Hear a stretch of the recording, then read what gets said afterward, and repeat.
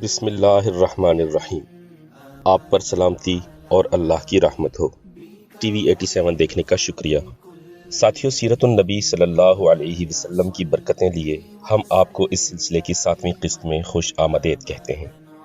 پیارے نبی علیہ السلام کی پاکیزگی کا ایک چھوٹا سا واقعہ بیان کرتے ہوئے ہم آگے چلیں گے۔ دوستو، خانہ کعبہ میں لات اور عزا کے علاوہ بھی کافی بت تھے، جن میں سے دو ساتھیو، حضرت زید بن حارثہ رضی اللہ تعالیٰ عنہ اللہ کی قسم کھا کر بیان کرتے ہیں کہ میں نے پیارے آقا علیہ السلام کو کبھی بھی زندگی میں کسی بت کو چھوتے ہوئے نہیں دیکھا، یہاں تک کہ اللہ نے آپ علیہ السلام کو نبوت عطا فرما دی اور آپ صلی اللہ علیہ وسلم پر وحی نازل ہونے لگی۔ اسی طرح اللہ رب العزت نے اپنے حبیب علیہ السلام کی ہر حرام چیز سے حفاظت فرمائی ہے۔ نہ تو آپ علیہ السلام نے بتوں کے نام کا ذبیحہ کبھی کھایا، نہ کبھی شراب پی، یہاں تک کہ آپ علیہ السلام نے اعلان نبوت فرما دیا۔ دوستو، اللہ کے پیارے نبی علیہ السلام نے بچپن میں بکریاں چرائیں۔ آپ صلی اللہ علیہ وسلم مکہ کے مکینوں کی بکریاں چرا کر ان سے 1 سکہ اجرت لیا کرتے تھے۔ آپ علیہ السلام اپنے گھر والوں اور رشتہ داروں کی بکریاں بھی چرایا کرتے۔ پیغمبروں نے بکریاں کیوں چرائیں، اس کی وضاحت یوں بیان کی جاتی ہے کہ اس کام میں اللہ تعالیٰ کی زبردست حکمت پوشیدہ ہے۔ بکری کمزور جانور ہے، لہٰذا جو شخص بکریاں چراتا ہے اس کی فطرت میں قدرتی طور پر نرمی، محبت اور انکساری کا جذبہ پیدا ہو جاتا ہے۔ ہر کام اور ہر پیشے کی کچھ خصوصیات ہوتی ہیں۔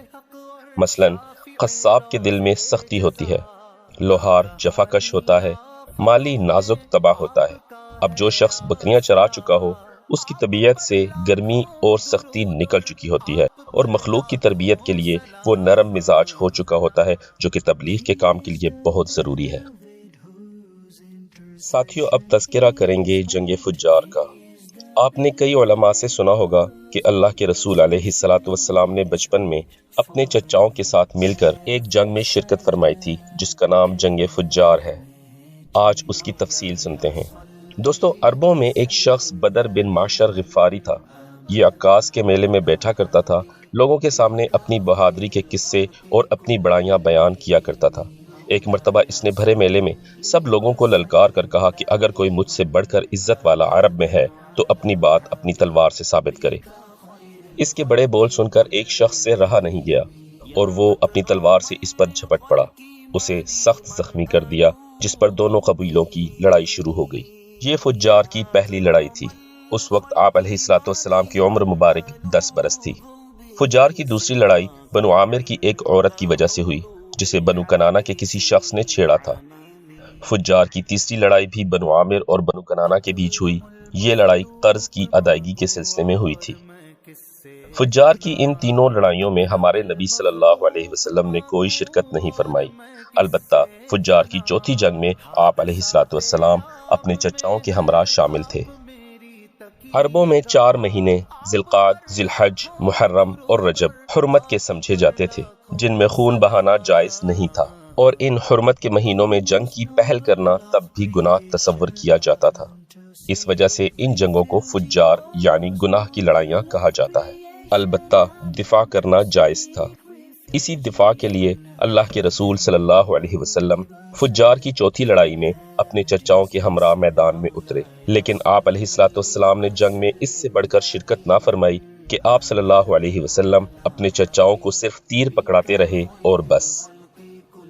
یہ جنگ قبیلہ بنو کنانہ کے ایک شخص براس کی وجہ سے ہوئی، جس نے قبیلہ حوازن کے عروہ نامی شخص کو قتل کر دیا تھا۔ جب حوازن قبیلے نے کنانہ پر چڑھائی کی تو دفاع میں قریش کا قبیلہ بھی قبیلہ کنانہ کی مدد کے لیے میدان میں اترا۔ اس جنگ کو فجار براس کے نام سے یاد کیا جاتا ہے۔ یہ لڑائی 4 یا 6 دن تک جاری رہی اور کافی خون خرابے کے بعد ان کی صلح ہو گئی۔ ساتھیو، پیارے آقا علیہ السلام نے جب لڑکپن کے بعد جوانی میں مبارک قدم رکھا تو آپ علیہ السلام اپنی ایمانداری کی وجہ سے کافی شہرت حاصل کر چکے تھے۔ آپ علیہ السلام کو امین کے لقب سے پکارا جاتا تھا اور دور دراز تک آپ علیہ السلام کی ایمانداری کے چرچے تھے۔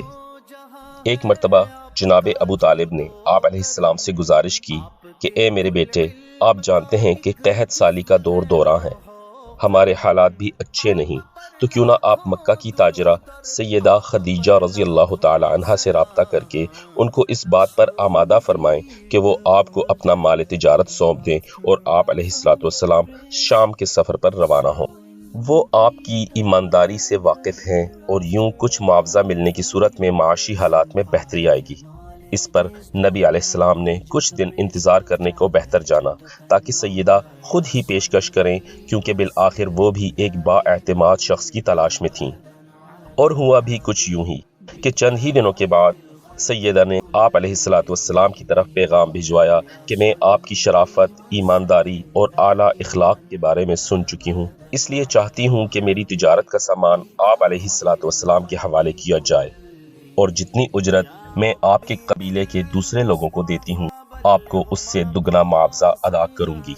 اللہ کے پیارے نبی نے یہ پیشکش قبول فرماتے ہوئے سامان تجارت لیا اور شام کی طرف سفر کا آغاز فرمایا۔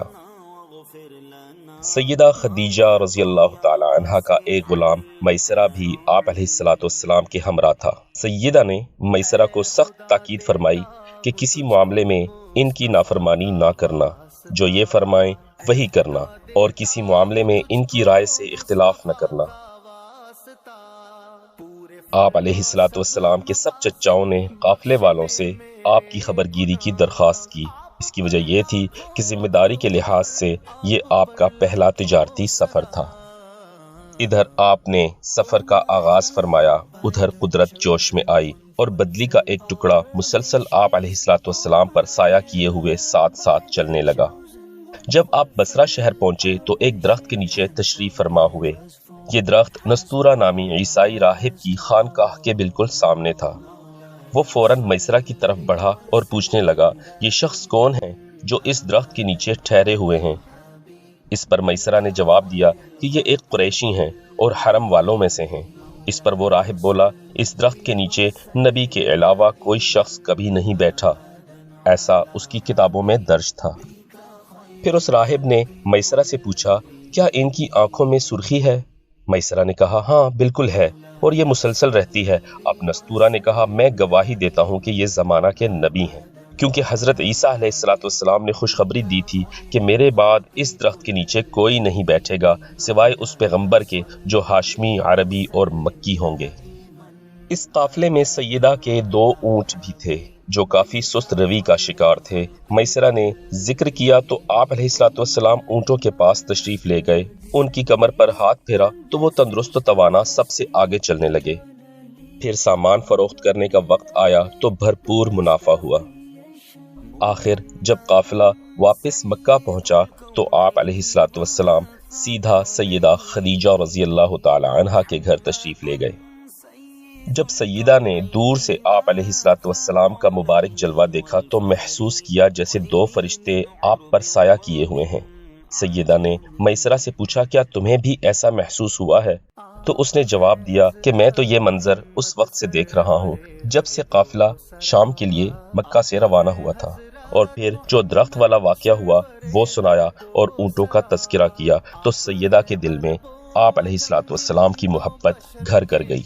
جب سیدہ کو منافع کے بارے میں پتہ چلا تو مزید خوش ہوئیں اور طے شدہ معاوضے سے بھی مزید دگنا معاوضہ ادا کیا۔ آپ علیہ الصلوۃ والسلام کافی عرصہ تک سیدہ کا مال تجارت فروخت فرماتے رہے۔ پھر ایک مدت کے بعد سیدہ نے ایک عورت ساتھیوں، پیارے آقا علیہ الصلوۃ والسلام کی مبارک زندگی سے فیض حاصل کرنے کا سلسلہ جاری رکھیں گے۔ آج کے لیے بس اتنا ہی۔ پیارے آقا علیہ السلام کی ازدواجی زندگی کے ساتھ ساتھ آپ صلی اللہ علیہ وسلم پر پہلی وحی کے نزول کا تذکرہ ہم آپ سے اپنی اگلی ویڈیو میں کریں گے۔ اس ویڈیو کو لائک اور شیئر کرنا مت بھولیے گا۔ ہمارے ساتھ جڑے رہنے کے لیے ہمارا چینل ٹی وی 87 ضرور سبسکرائب کیجیے۔ خوش رکھیے، خوش رہیے، فی امان اللہ۔